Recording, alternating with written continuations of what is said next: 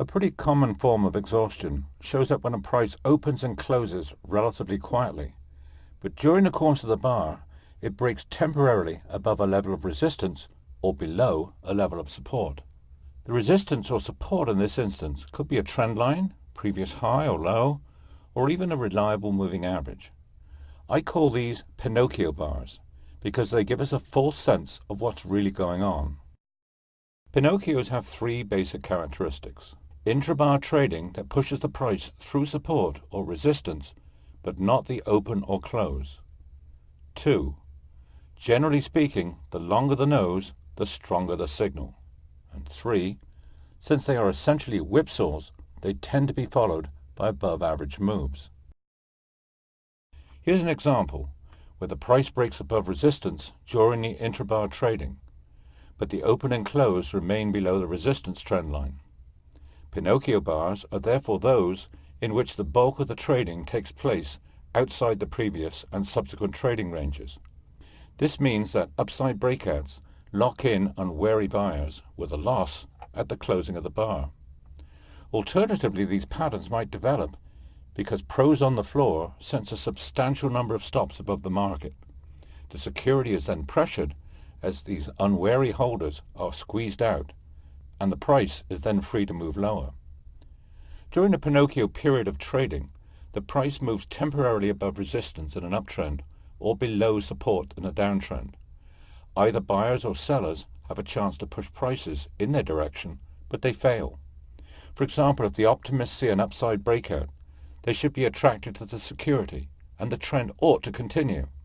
However, by the end of the bar, the price returns below the resistance and they become discouraged. The character Pinocchio tells us when he's lying because his nose gets bigger. In the case of the Pinocchio bar, it's the trading beyond the resistance or support level in question. We can also take it a step further by saying that the bigger the nose, the bigger the lie. In the case of security prices, the larger the trading range above the opening and closing prices, the more false the signal and the greater the move in the opposite direction is likely to be. Put another way, the wider the bar, the greater the number of traders that have the potential to be locked in at losing prices.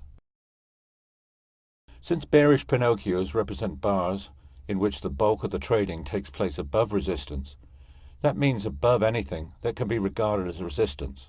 A trend line, a moving average, a previous high, or even an emotional point on the chart, such as the high of an outside bar, and so forth.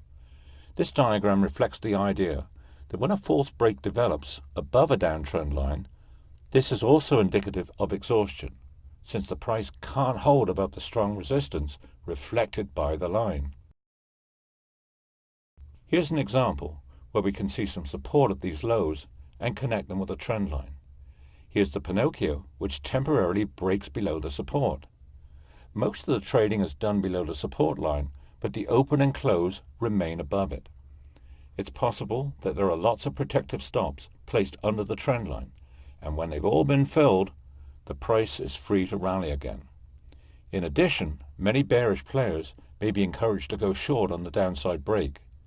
If that's the case by the end of the bar, i.e. the close, they're booking a loss. Since short positions are nothing more than a potential buying pool, the technical position is quite strong at this point, and prices, as we see, are free to move higher as they are fueled by these misguided shorts being forced to cover. Finally, you may have guessed that if volume picks up on the Pinocchio bar, this increases the significance of the signal. The same rule would apply, of course, to a bearish Pinocchio. This chart features the daily crude oil price. An inside day helps the price bounce off its early April low.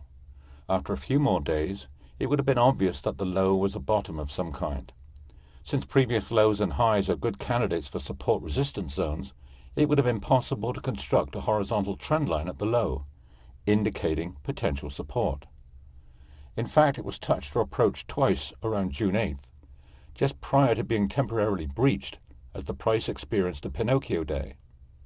After the Pinocchio, the line again acted as support.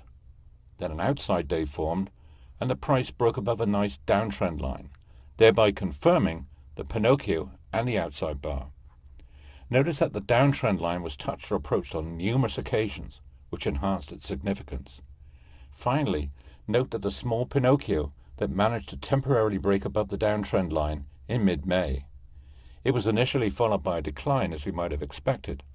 However, the good news is that it enhanced the significance of the downtrend line, so when it was finally violated, a terrific rally followed.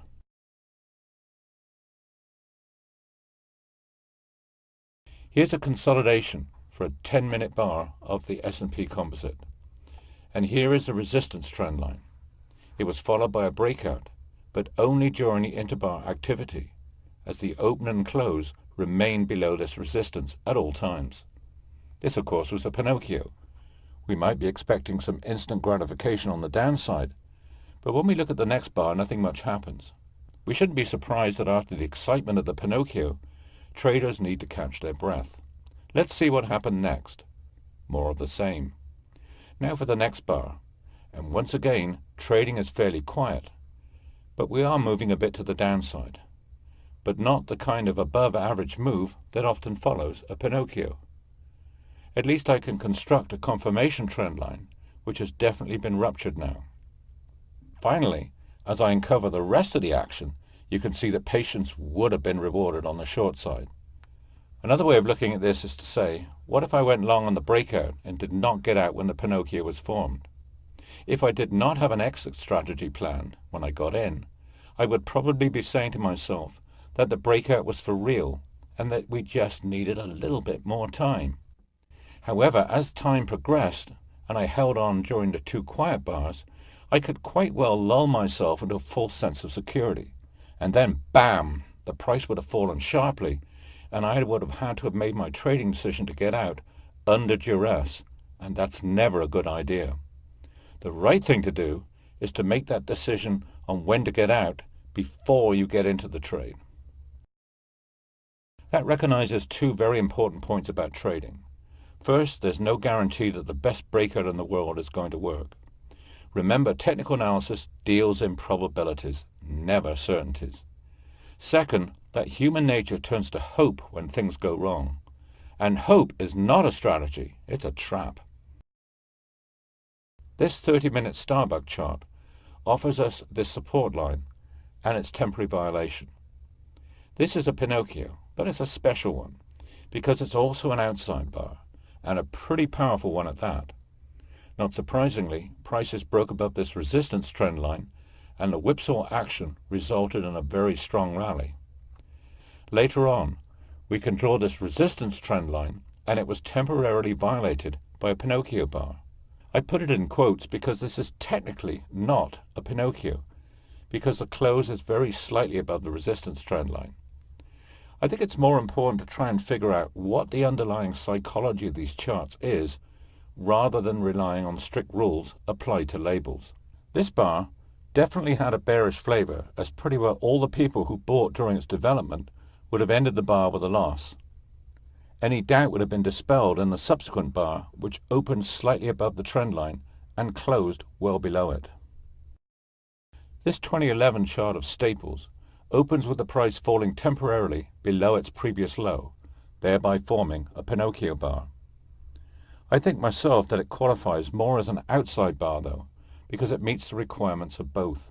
Again, it's immaterial what we call it, because it's bullish price action, and that's what counts. Bullish because of the false break below the support and a rally back to take out the green resistance trend line. Talk about a positive turnaround. Later on, the price breaks below the neckline of a Head and Shoulders top, but not on a decisive intrabar basis. This Pinocchio action shows how strong the rally coming out of a failed Head and Shoulders pattern can be. If you wanted confirmation, the break above this excellent short-selling trend line provided the evidence. Summary for Pinocchio bars. A bar where intrabar trading pushes the price temporarily through resistance or support. 2. The longer the nose, the stronger the signal. 3. Heavy volume emphasizes the signal's importance. And 4. Pinocchios sometimes have double characteristics that qualify them for other bars, such as the outside variety.